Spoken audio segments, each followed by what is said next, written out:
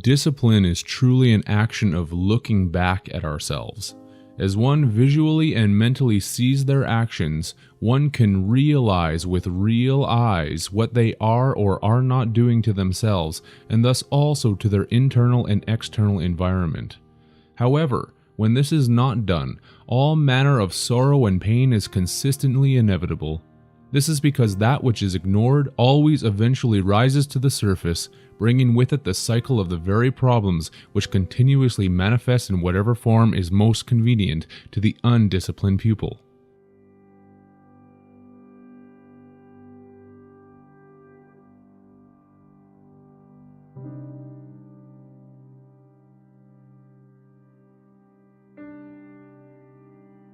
For example, if there is a contention with food, the mind's eye will decide to use food to cover the issue, which only encircles the problem back onto itself, which inherently compounds it, making it ever harder to deal with. It would be the same with relationship issues. When a couple is fighting or having other deep-seated issues, either one or both individuals typically seek out another external relationship to try and cover their difficulties, which again encircles the problem, compounds it, and simply adds more pain and hardship.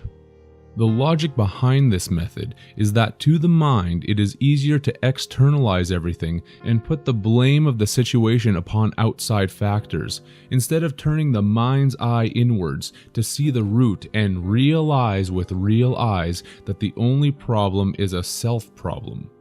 If one were to accomplish this discipline, there would be a transition from externalization to internalization, and the process of discipline could commence from the very roots of the thing.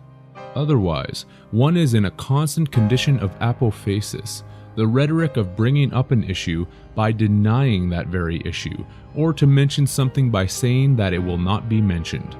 This is what the mind is doing in its external habits of undisciplined action. I know I have a problem, but I'm not going to deal with the problem.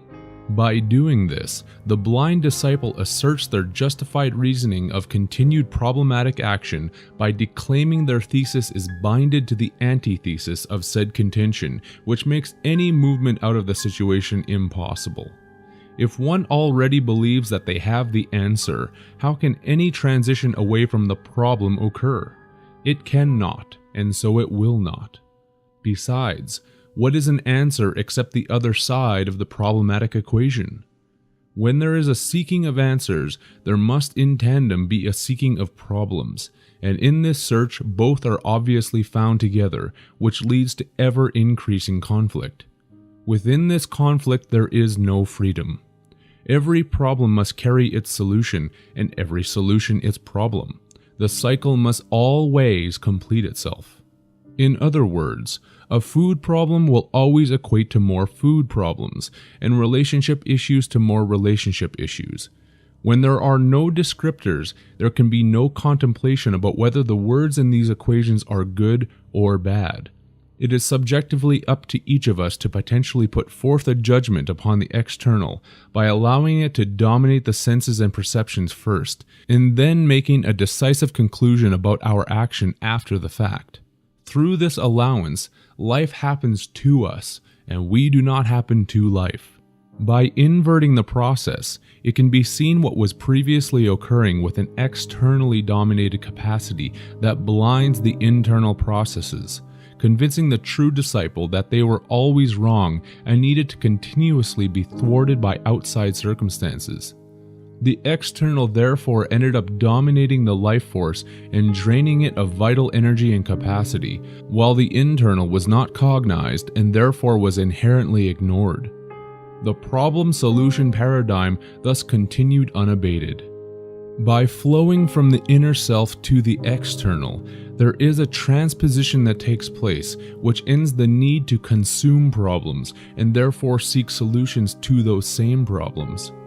Food can be seen for what it is, a device within this construct that is utilized to carry energy forward. The relationship can heal because one is healing themselves, which will inevitably transgress outwards. If the other does not do the same, there may be a need to move on since health does not attach itself to sickness. In either case, there is not a need or desire to cover the problem with another aspect of the same problem. Food is not sought after through guilt or complexity, and another relationship is not needed for one to feel complete and content. The inner living finds a balance of its own accord, and then there is truly a harmonization of the polarities, which is neutrality. Then one can begin the art of discipline.